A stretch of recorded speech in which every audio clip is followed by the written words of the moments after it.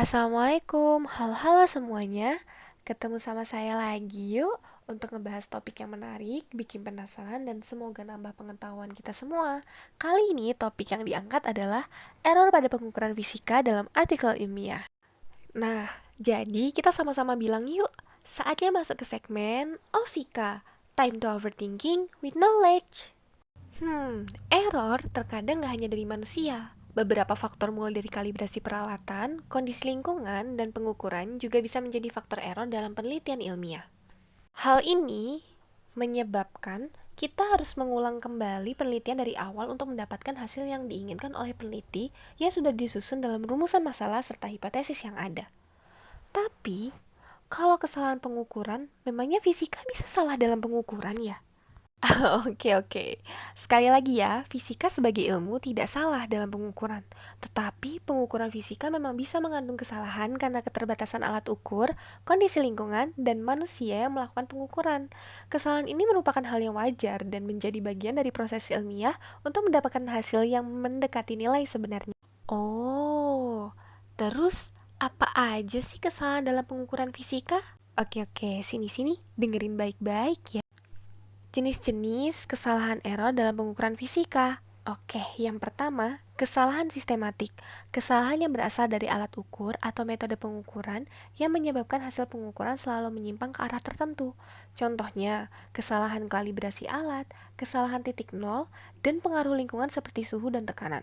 Kesalahan ini dapat dikoreksi jika sumbernya diketahui. Selanjutnya, ada kesalahan acak.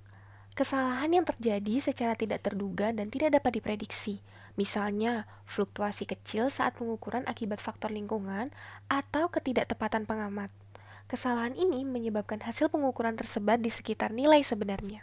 Yang ketiga, ada kesalahan paralaks. Kesalahan yang terjadi karena posisi pengamat tidak sejajar dengan skala alat ukur saat membaca hasil, sehingga menyebabkan pembacaan yang salah.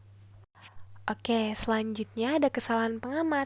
Kesalahan yang disebabkan oleh ketidaktepatan atau ketidaktelitian pengamat dalam menggunakan alat ukur, misalnya salah membaca skala atau salah menafsirkan hasil.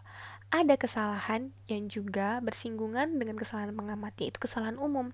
Kesalahan umum adalah kesalahan besar yang biasanya disebabkan oleh kelalaian atau kesalahan manusia, seperti salah mencatat hasil pengukuran. Dan yang terakhir, ada kesalahan analitik dari variabel fungsi atau parameter fisik. Ketika melakukan operasi matematika pada besaran fisika yang diukur, kesalahan akan menyebar dan berubah sesuai dengan jenis perhitungan operasi. Nah, yang ini akan kita bahas beberapa contoh dari kesalahan-kesalahan parameter fisik yang terjadi pada fisika di artikel ilmiah dengan jenis perhitungan operasi. Yang pertama ada penjumlahan. Lalu selanjutnya ada pengurangan, kemudian ada contoh perkalian, kemudian ada contoh pembagian, selanjutnya ada contoh dari logaritma, lalu ada fungsi trigonometri, dan yang terakhir ada fungsi pangkat.